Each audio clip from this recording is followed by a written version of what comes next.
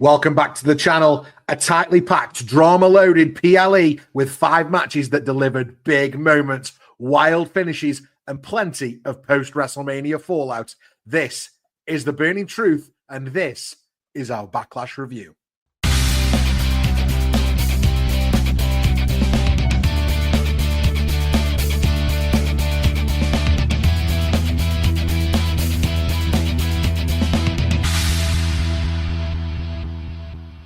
Hey, it's Scott Barrett, and welcome back to The Burning Truth. And I am once again supported by a man whose beard commands more attention than Santos Escobar. It's Matt Burns, everybody. There we go. Love that one. Love that one. I absolutely love that one. How are you? Okay, mate? I'm all good. I've got a few aches and pains from a busy day over the weekend. Yeah, massive day for you over the weekend. I'm still reeling from a fabulous night watching WWE Backlash 2025. Same here. Pretty much. I must admit, I didn't miss not watching New Japan on the night, although some interesting stuff happened over there last night too. Fair to be said. But I think Backlash properly delivered. And on tonight's episode of the pod, I think we're going to focus solely on our Backlash review. That's about right, isn't it? That's about right. But before we even get there, one important fact that needs to be asked. Scott, how are you? I'm okay, mate. Thank you. I'm very well. Like I said, Backlash last night, very good. Had a good week. I'm tired tonight though, so hopefully I won't fall asleep like I have done on one of our watch-alongs before. I think it's happened at least once, but I've had myself an energy drink and I'm pumped up and focused for this. I suppose one of the biggest things happening at the minute is all the content that we're putting out on our YouTube. And if you're listening to this on wherever you enjoy your podcasts, make sure that you get yourself over to The Burning Truth on YouTube. Just look for the championship belt or search The Burning Truth 251 and you can find us on YouTube. And we're on the road to 1,000 subscribers, so please hit that subscribe button, the like button, and help us get to that goal of 1,000 subscribers. It'll really help us out. You also get to see our lovely faces while we do this podcast, and you get all the added benefits. For example, Matt Burns, in the middle of last week, we did our predictions episode for Backlash 2025. And during this review tonight, we're going to talk about our predictions and how well or not so well we did, Matt Burns. Where do we go with that? I think, mate. No, where do we go with that? Because right now, I feel like I could just turn around, just throw out a spoil and just go, curses! And I suppose it's not really a news segment, but it is. So we're going to take a quick break here, and when we come back, we're going to get into the news. Or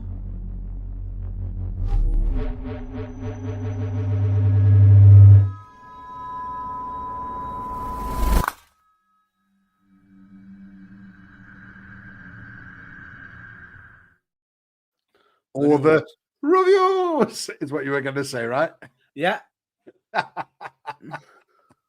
Fabulous. Absolutely fabulous. Right. I'm tempted. But anyway. Yeah, listen, mate, we all appreciate the effort. We absolutely do. So Backlash kicked off in the sold-out Enterprise Center in St. Louis with a raucous crowd, is what I'll say, Matt Burns. Over 17,000 strong in attendance. Michael Cole and Wade Barrett on the call, which will become important as we go through these results. Yeah. Obviously, Pat McAfee with the night off because he was in action. And the opening match. You say night off, but he wasn't. He had a busy night. I suppose the first match is the one that I most want to talk about, which is great. So let's do the opening match. The United States Championship Fatal 4-Way match between Jacob Fatu defending against LA Knight, Drew McIntyre, and Damian Fast Forward Button Priest.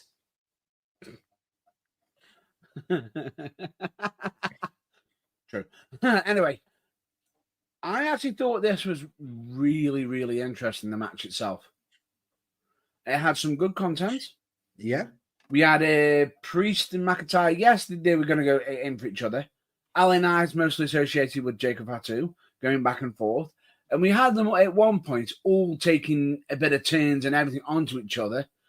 But I did find certain things in the match very interesting. Just like, it was sort of like, what I'm just trying to think. It was like a count, like a double counter, like Ali Knight got knocked off the top rope while Jacob Fatu's on top, and you got Drew in the Tree of Woe. You know exactly what I'm on about here.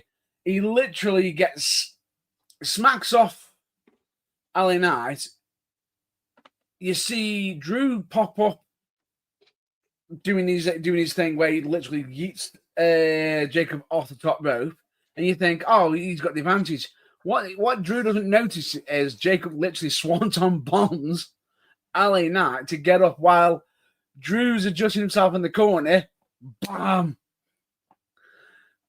You know, absolutely smashes him. And I think absolutely what you're saying is, for the action, for what these matches can become a bit of a cluster, this was actually done really well, and the action was quality. My criticism of this, if you like, will be that it felt like we just chucked them together a bit. So the story is around LA Knight and Jacob Fatu. That's the story. That's the real story. That's the story. Well, and then Damian Priest and Drew McIntyre have got their own story over here, but we've just sort of chucked them in the match. To a degree, I agree with you on that one. But I did find it a little bit funny on Damian Priest when he turns around to the camera and as he hits Drew. Bored at work, huh? Bored at work. Bored at work, yeah. So I think it was Fatu who probably made the biggest splash for me, literally. Yep. Diving all over the place, landing a moonsault for the win. And then the shocker was that debut. Well, I think the initial shocker at first, many believed it was going to be, is when we got a certain saved, if you will. As you got saved from LA Knight. And you said they're thinking, ooh. Who got saved, Matt Burns? Come on, it's a podcast. Let's talk. Jacob Fatu got saved. Yeah, okay. Jacob Fatu got saved by Solo Sikoa. Yeah. I mean, brain literally just sort of just went, oh, hang on. Could this be the time? Is he turning, or is he going to inadvertently cost him? Yeah, and I've been talking about that for weeks. I've been hoping for the solo turn on Jacob, yeah. And I sat there and I thought to myself, oh, this is interesting. But then you saw Solo step away from LA Knight as if he's scared of him. I thought, why would he be scared of it? And all of a sudden, bam, from out of nowhere. It's like Jeff Cobb. Oh, yeah. I was like, that's the reason why I stepped back. Absolutely. And, you know, that debut, attacking Knight with the help from Solo. But Fatu looked as surprised as we were watching it, right? Yeah. He looks as if he's like, yo, dog, I told you I'm doing my own thing. What are you doing? Yeah, yo, dog. I love it when you talk street to me, Matt Burns. And it finished post-match with Fatu staring down Solo and Cobb, and I think that just sort of highlighted the friction that we're going to get going forward. Yeah. Now. It's a good story. I think that's the perfect word you just said. Friction, because right now I feel as though when it comes to the time for Cobb to drop the United States Championship, I have a feeling it's going to involve Solo and Cobb. Absolutely, 1000%. I'm almost surprised they didn't pull the trigger on it, if I'm honest, last night. But I'm not mad that they didn't. I mean, we can stretch it out as far as you want, but like, yeah, I was surprised that they didn't just go alpha leather on it. So Jacob Fatu picked up the win, Matt Burns. What did we have for predictions on this one? Right. We both had Jacob Fatu. Oh, there you go. So that's one on the board each. Cha-ching! Two correct answers, one each. And then we move on to the next match, which I wasn't looking forward to until we got there, which was Lyra Valkyria and Becky Lynch for the Women's Intercontinental title. So if you'd have told me 6 weeks ago this was going to headline, be one of the featured matches on Backlash, I would have rolled my eyes. Only because we've done very little with Lyra Valkyria since she won the title. Yeah. Although I was surprised at the stat of how many times she's defended it or how many matches she's won this year. Yeah. But she's had, I've talked about this previously, and I don't want to repeat myself for the sake of it, but I do think it's important to say she's had no personal issues. Yeah. So she's had no story time. There's been nothing to give her any fire. There's been nothing to give her any disappointment. There's been no character arc. So she's just been a bit bleh. Just there. No, I agree with you on this one. But the fact that we had Becky Lynch, I feel as though like when the initial pull of the trigger with Becky Lynch was a bit too soon. But okay, they might have pulled the trigger a bit too soon. But for Lyra, I think the reason why they pulled the trigger is because it was very much needed. Right, yeah. Yeah, I agree. I think this whole feud has done wonders for Lyra Valkyria. Might not seem that way to begin with when we first started the feud and she got beat for the tag titles the second night of Becky being back. But actually, I think that giving her a personal issue and something to fight for, we've seen some personality over the last few weeks. And then, you know, the match itself last night, which was technical, physical, full of counter wrestling, it was brilliant, to be fair. And I think Becky Lynch leaning deep into, well, let's call it heel mode. I'm not a massive fan of Becky Lynch as a heel, but let's call it heel mode. Even trying to expose the turnbuckle, Lyra then got to show some fire, some resilience, and after like what I would call a flurry of reversals, Lyra eventually caught Becky in that roll up for the 3. And I've previously talked about how I dislike the roll up finish. But I liked it in this instance, and I'll tell you for why. Because they teased it all the way through. Yeah. And there was about 4 teases for the roll-up finish, which I really enjoyed. I think what was interesting about it is I actually thought from the actual match itself, as I'm watching, I'm like, you know, that move, this is looking like a Becky win. This is looking like... I agree. I think he did look like one for a while. It looked like it. But then inadvertently, her way of cheating ultimately ended up costing her the match. Yeah, which, absolutely, like you just said, you don't like a roll up to end a feud. I don't think we're done. No, I don't like a roll up to end a match, let alone a feud, but it worked in this instance. And I think I wouldn't say it was a career defining win, but it was a really big win for Lyra Valkyria. And then we got Lynch snapping post match, locked in the disarmer to lay Lyra out. And is it just me, or had Lyra hit her eye or a nose or something towards? I don't think that was just selling towards the end of the match. I think she might have took a shot. But I'm not mad about it because it kind of works with the, you know, Becky's there to absolutely destroy her. She doesn't want to just beat her. She wants to end her up. Yeah, she wants to end it. Yeah, exactly. So feud's far from over, and I think it was a really good night for Lyra Valkyria. Made her look really strong. So Lyra got the win, which is good times. What did we have for predictions on this one? Because I'm pretty sure I got this as well.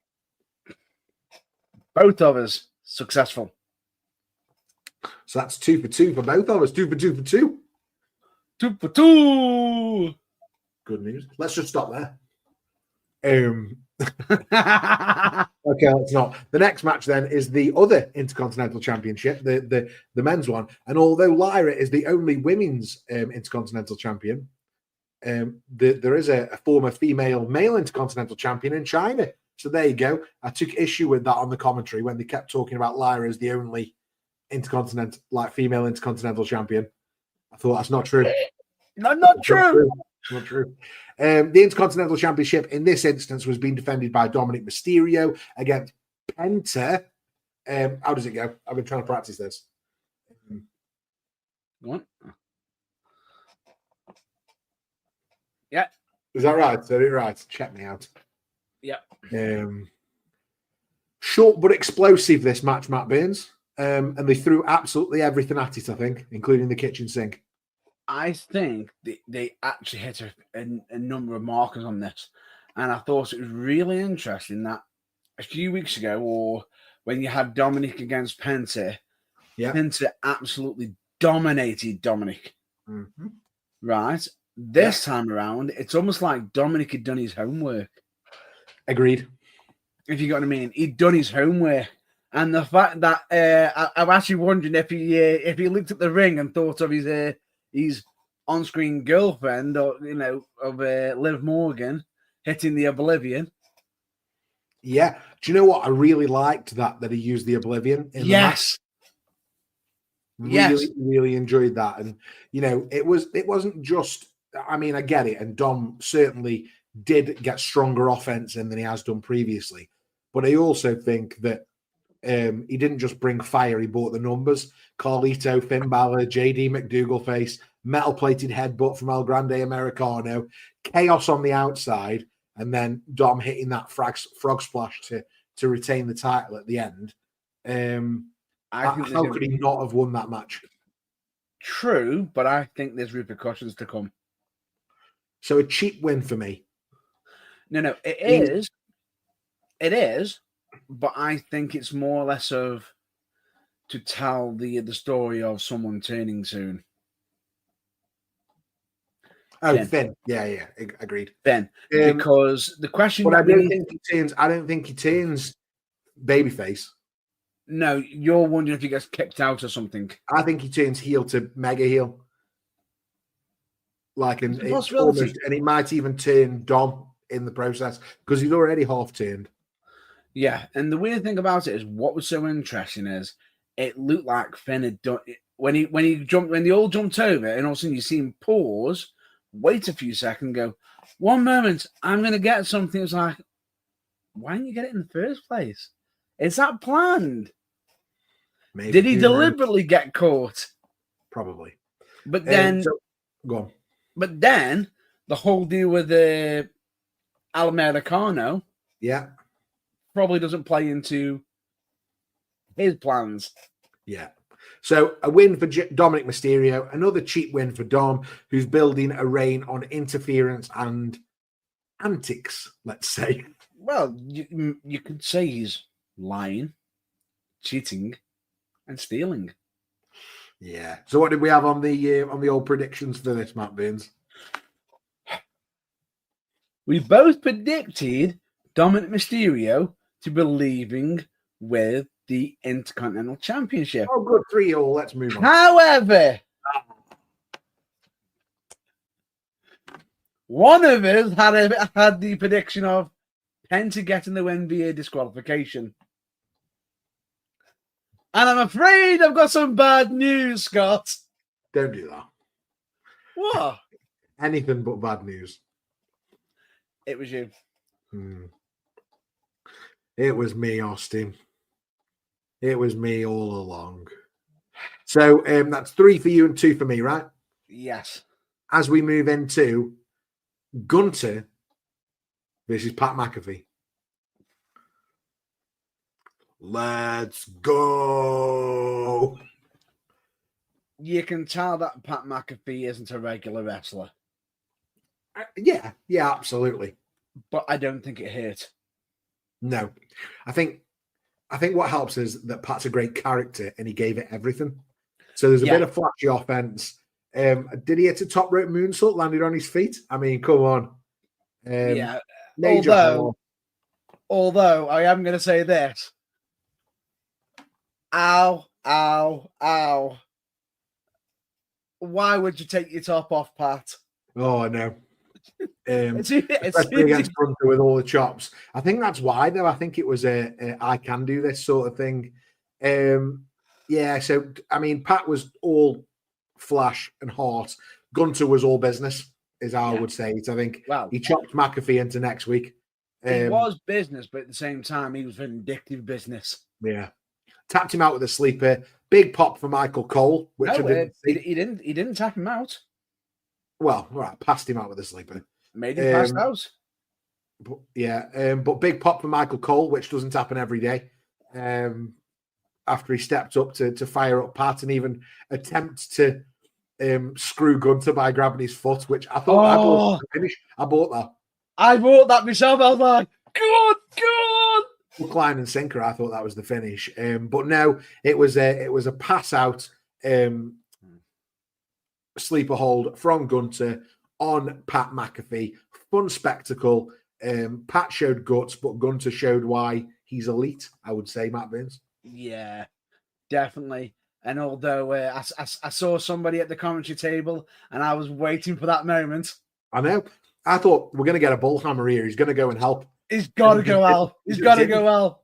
Yeah, he just didn't. He stayed. And all right, fair dues. He's probably got no, ambition to go back into the wrestling ring. But I really wanted to see him give the bullhammer.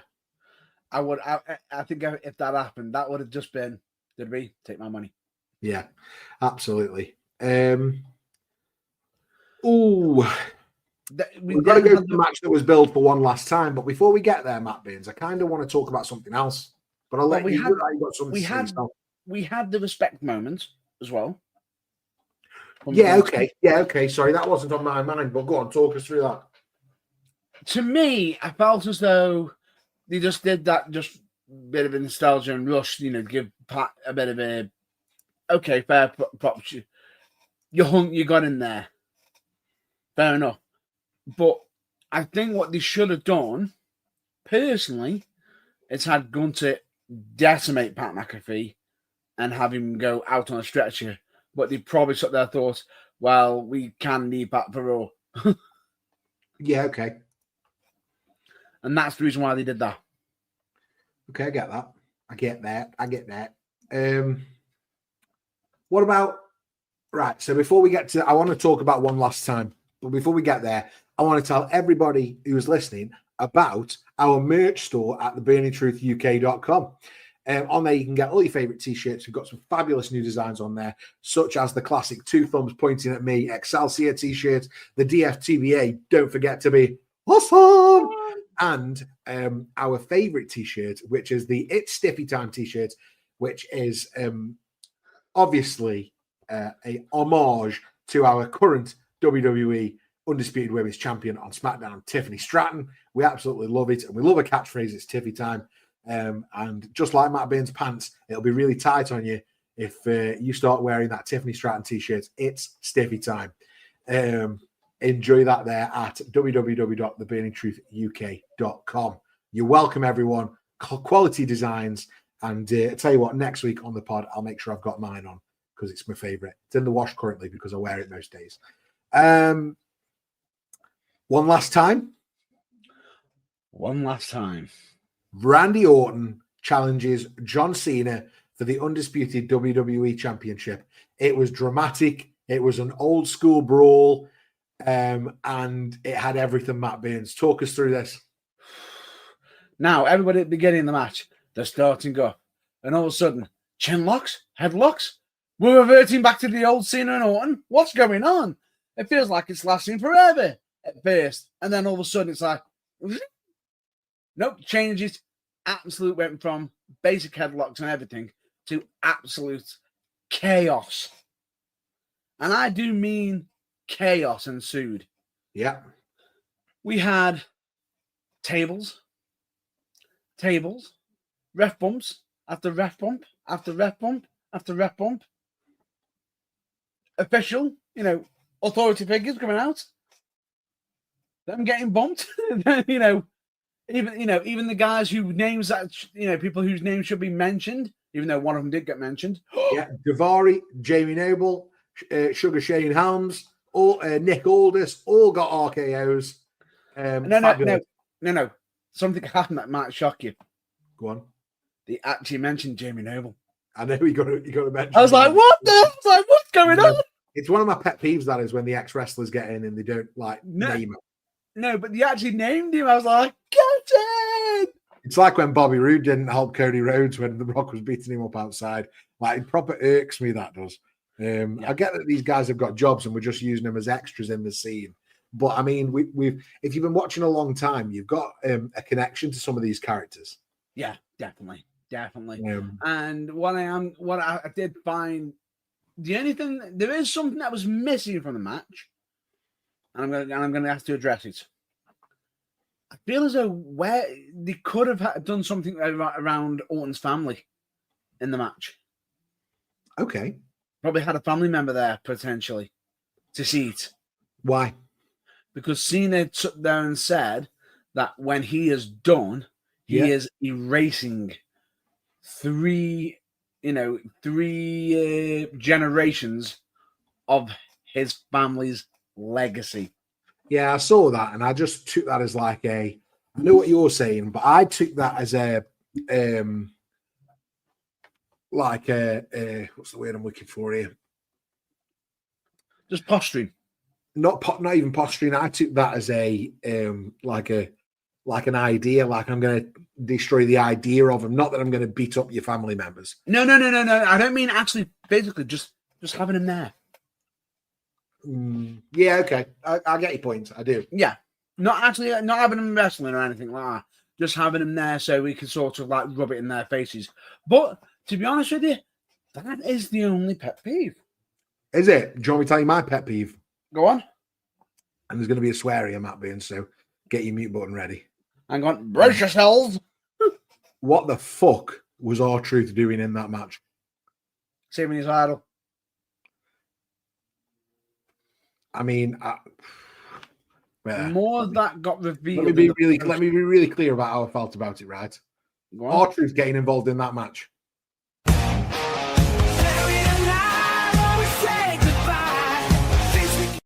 I'm already nominating it for next week's Buried Alive, right? I hated R-Truth getting involved.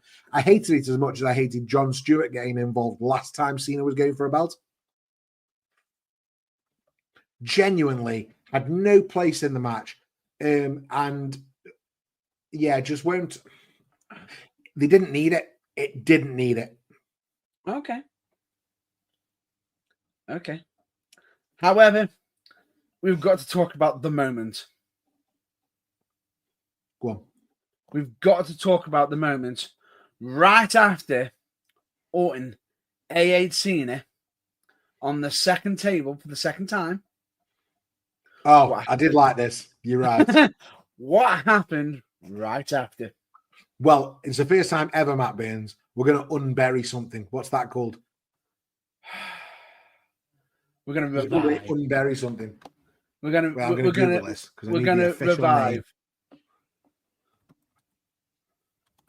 We're going to exhume. That's it. We're going to exhume from Buried Alive. We're going to exhume the Prime Hydration Station because it finally happened, everybody. It finally happened. Randy Orton grabbed the bottle from the Prime Hydration Station and took a drink. Never have I ever seen anybody use the hydration station for hydration. Never. I love this. Until Backlash 2025, it finally happened. It's a good day, Matt Burns. It's a great day. And then it got ruined by pissing R-Truth, trying to help Cena not get punted in the face. So he can take an RKO when after Orton's already laid out all the officials, even Nick Aldis with RKOs, but Cena goes full villain, low blow, belt shot, pinfall win with a crawling ref. I mean, come on. John Cena's I did not need R-Truth. I didn't need him. John Cena's new finisher, the belt shot. Low blow belt shot. I mean... Now, I can see where you're coming from with R-Truth. Just the R-Truth. I liked the rest of it. I just didn't like the R-Truth bit. I just didn't. Oh, yeah, it really irked me. There's two things. One, immediately after the match, Cena demanded the music be cut off. I don't need music. I need competition. I saw that, yeah. And then the post-show. Triple H is speaking. I haven't seen the post-show, so you need to fill us in. Triple H is speaking. As he's speaking, John Cena steps up onto the stage and demands the spotlight. Demands it, and Triple H goes, not very often you get your will, the WWE, Universal Champions, stepping up and demanding the spotlight. But here he is, ladies and gentlemen, Mr. Number 17, the last real world champion, John Cena. And he steps down, and as he's talking, you can hear something in the background. Oh, come on! I need to see him. R-Truth busts out onto the interview stage, starts speaking. It's like, oh man, I support you, and everything. And I'm always going to support you, even though that the fans always say that you can't wrestle. You see Cena's demeanor go from friendly towards R-Truth to really, and he just went, Ron, you're out of line right now. You went one too far. But no, Ron. Say one more word, and there will be consequences. Ron Truth, R-Truth being R-Truth. But Dad, and all of a sudden, Cena just picks him up and AAs him straight to the actual table he was actually being interviewed at there and then. I hate that even more than I hate him interfering in the match, Which says to me, so bad. Oh no, this is going to upset you even more, I think. Are they leading to an R-Truth versus Cena? I'm not against that. I'm not against an R-Truth John Cena title match where R-Truth gets squashed. I'm not, and I'll tell you for why. Because as a story on Monday Night Raw, that's totally legitimate and a nice, or a week on SmackDown, that's totally legitimate and a nice use of both of them for 1 week. Right? It's a nice contained story while we wait for Cody Rhodes to come back and challenge John Cena, right? What it isn't is an excuse to ruin a perfectly good pay-per-view match. Because now, when we think back to Cena's last run and Cena versus Randy Orton, I'm going to think about R-Truth bloody get interfered. Like, what? Why? Like, fuck's sake. No way. That's all I can hear off you. Just, to quote Kieran and Kel, why? Oh, here it goes. No. If you're going to do it properly, right, Kel?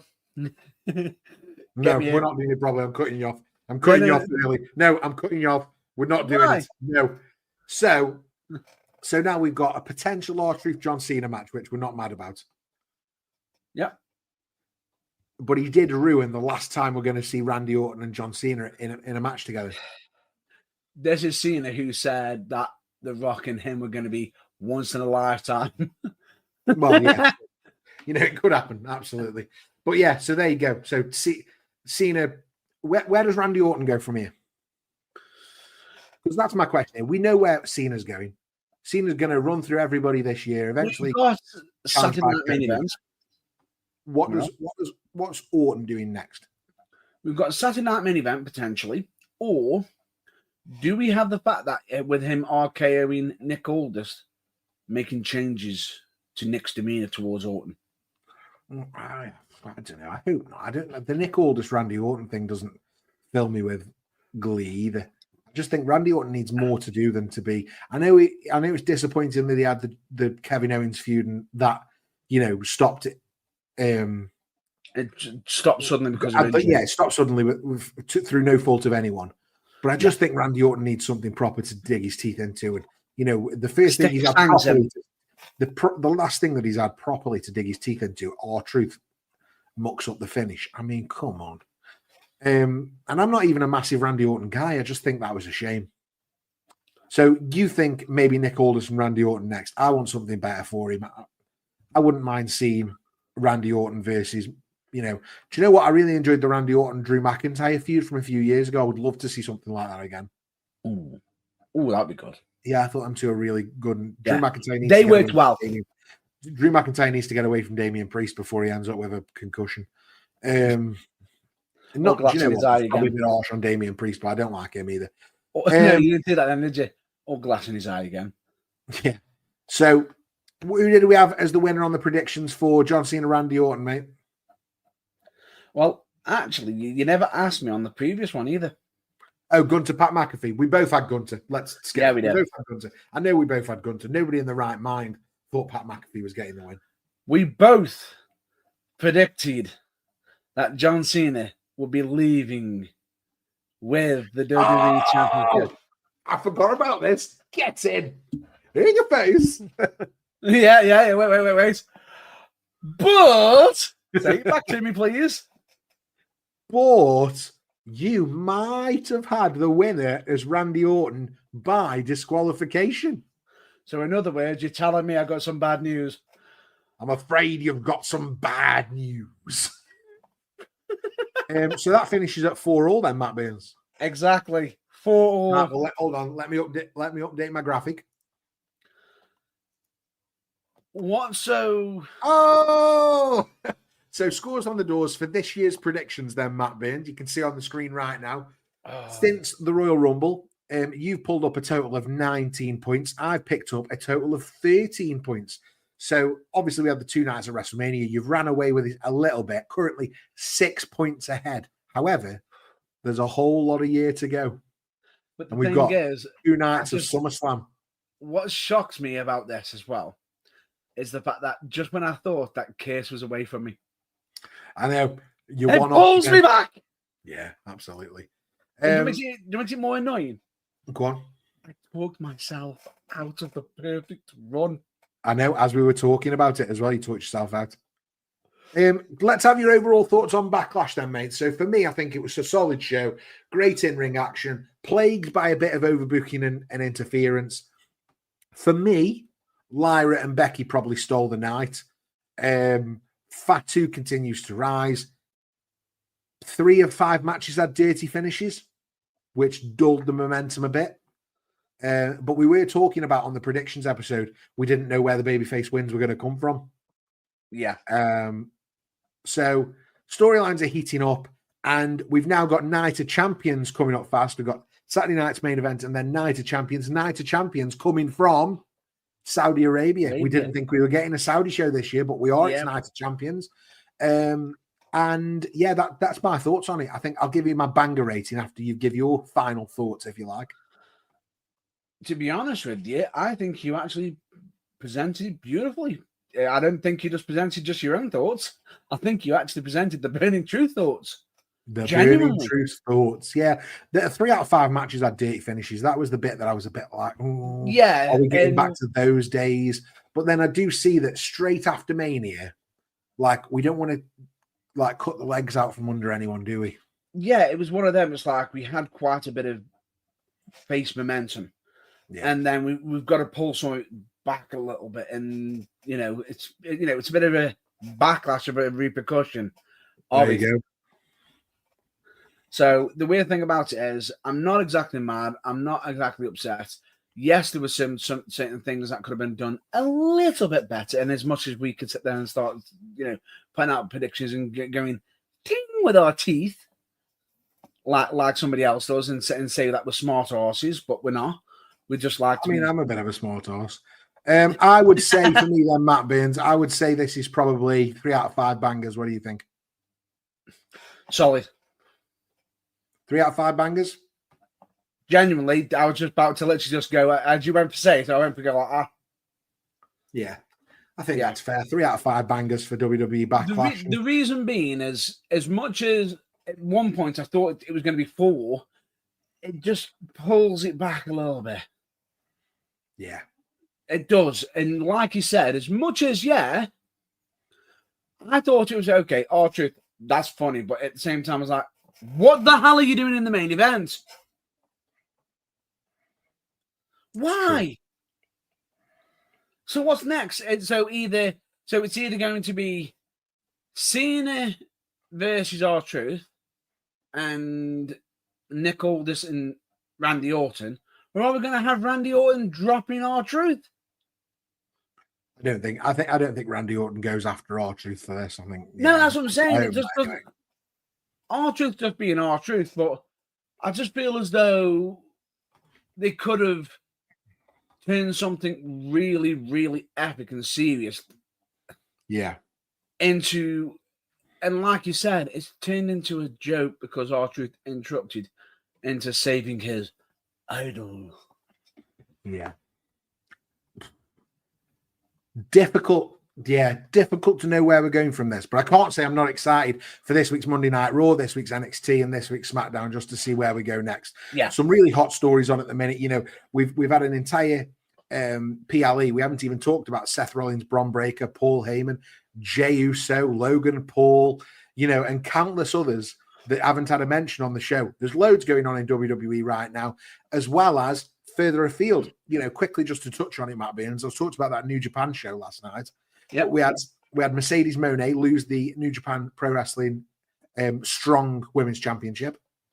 We had the Good Brothers, Luke Gallows and Carl Anderson, return to New Japan to team up with the Bucks. Absolutely loads going on.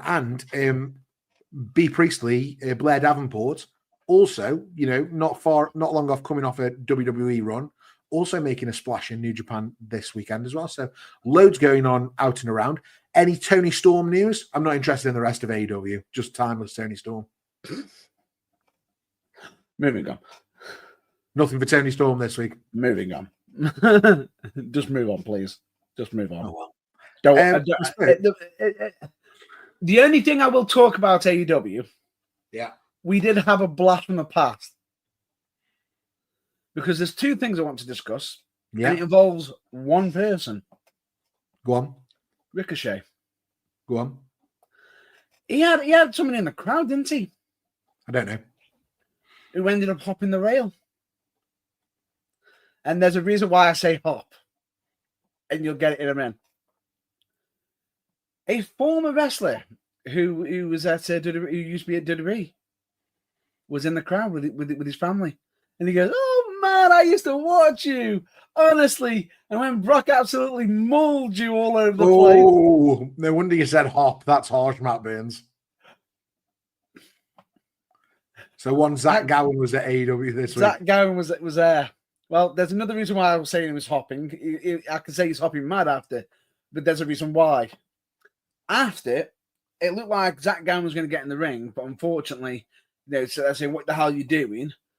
And with the golden scissors, stops him from using the golden scissors for Ricochet to stomp on Zach Gowen's good leg, and then proceed to steal his prosthetic leg. I mean, you can't say it hasn't been done before. And before we start talking about yeeting prosthetic legs out of the ring, I think it's time that we said, thanks for watching the Burning Truth. No. There's one more thing that we need to talk cover. About this, Matt Burns. No. I'm skipping to the next bit now. We're skipping to the next bit. Oh dear, prosthetic legs. Go on, carry on. Hang on. What is with wrestling lately? Is it was still in prosthetic legs? Because we've got Zach Gowen getting his next. We've got the Street Profits using prosthetic legs to win TLC. What's going on? Oh, but anyway, that aside, Ricochet was throwing some shades at a certain NXT prospect. All right. Just there saying that while you were learning your ABCs and everything, here I was learning from the best with Shawn Michaels and pretty much doing my very best before you even got into the ring, son. He's aiming that at Javon Evans. Why? What's the beef between Ricochet and Javon Evans? We don't know exactly, but Javon Evans just pretty much just turns around and just says, "How does it work to work with a addict?" It's like, oh, I just don't get it. I don't get the whole that beef because I mean, if Ricochet started that, which it sounds like he has, if Javon Evans has clapped back, like, what is the benefit there? Like, who's going to benefit from that? No, but it just makes everyone look like a twat. I mean, it does. It makes them both look really bad. And this is where I think Javon is going to get a bit of a backlash from it because he's sort of bitten when he shouldn't have bitten. Yeah, he should have just been the professional and just walked away. Yeah. But because he didn't, it might delay his call up. Potentially. But anyway, that aside, this is now the part where we literally say, but now that's where we say, so long, farewell. But I'm not singing the rest of the song. Okay. Because one, we don't get demonetized, and two, I don't want to be breaking windows. Story that. Yes, we do like to hear smashing glass when it's Austin, but not when I'm singing. Absolutely. But anyway, thank you everyone for checking us out.